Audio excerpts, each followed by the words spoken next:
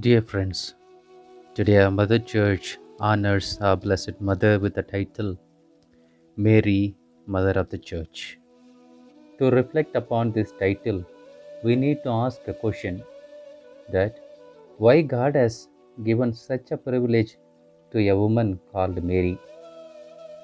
My dear friends, we see in the Gospel of Luke, chapter 1, when angel Gabriel appeared, Mary said, "Do not be afraid, Mary. You have found favor with God. The Holy Spirit will come upon you, and the power of the Most High will overshadow you. Therefore, the child to be born will be holy, and he will be called the Son of God." But for our surprise, Blessed Mother humbly said, "Here I am, the servant of the Lord. Let it be done according to your word." Yes, friends, Blessed Mother found favor in the eyes of God. It is not because she has done greater thing, but she humbled before the eyes of God. She said, "Here is the slave of the Lord." Yes, my dear friends. Today's gospel clearly gives us a beautiful picture how our Blessed Mother is the mother of the Holy Church. A Blessed Mother said fiat to the angel. She did not know that she need to make another sacrifice which requires a greater sacrifice and commitment. When Jesus was hanged upon the cross, he was looking at his beloved mother, said to the mother, "Mother, behold, here is your son." And looking at his disciple, he said, "Behold, this is your mother." Yes, my dear friends. Now, at the peak of the moment of the Jesus' life, Jesus gives to his mother a greater commission, a greater commandment to be a mother of all living beings, to be a mother of whole human race. Yes, my dear friends, to become God's mother is not a simple thing, but she need to sacrifice everything that she holds for herself. She need to give up her own desires. She need to give up her own motherhood for the sake of the whole human race, for the will of God. Today we see in the first reading, Adam and Eve were afraid to come before the sight of the Lord because they were disobedient to the law of the Lord. They were eaten the forbidden food.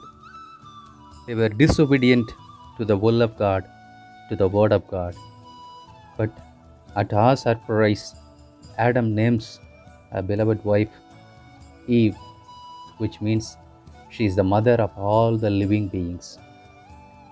But today we see our Blessed Mother, because of her obedience, because of her burning desire to fulfill the will of God, she receives a mandate to become a mother of all the living beings. She becomes a mother not only all the living beings, but also for the entire creation. Today we see in the second reading Acts of the Apostle, where the disciples were hopeless. They were afraid of being killed. But Mother Mary brings them together in a room and makes them united in prayer. We know how difficult it is to give birth to a child. In the same way, to give birth to the church, it is something greater mission. Yesterday we have celebrated the feast of Pentecost, the birthday of the church. Today we are called to remember the mother of the church. She need to give birth to the church by uniting herself to the will of God, by fighting with the evils of the world and the natures of the flesh. Today it's the right time we need to also think. We have received the mandate. We are being called as a disciples and friends of Jesus Christ. It is our duty to safeguard the gift that is the church, which is given to us. Many a time we fail to recognize the presence of the church. We become indifferent towards the church and church activities. Today it's a call from our Lord Jesus Christ and our Blessed Mother. As our Lord Jesus Christ, the John's Gospel prayed that everybody should be united as He and the Father is one in spirit. It's our right time to think of the unity of the churches. We need to think of the well-being of the church. At the birth of the church, Mother Mary was there, interceding for the church, helping the church, protecting the newborn church.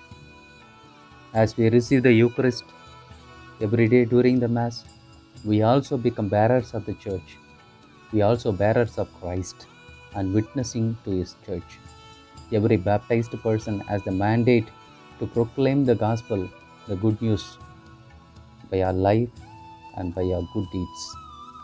By honoring our Blessed Mother with the title Mary, Mother of the Church, we also must remember that each one of us belongs to that one particular church, belongs to one Holy Catholic Apostolic Church.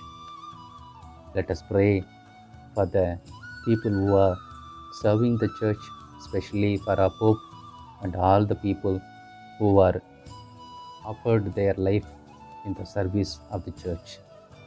May the Good Shepherd be praised.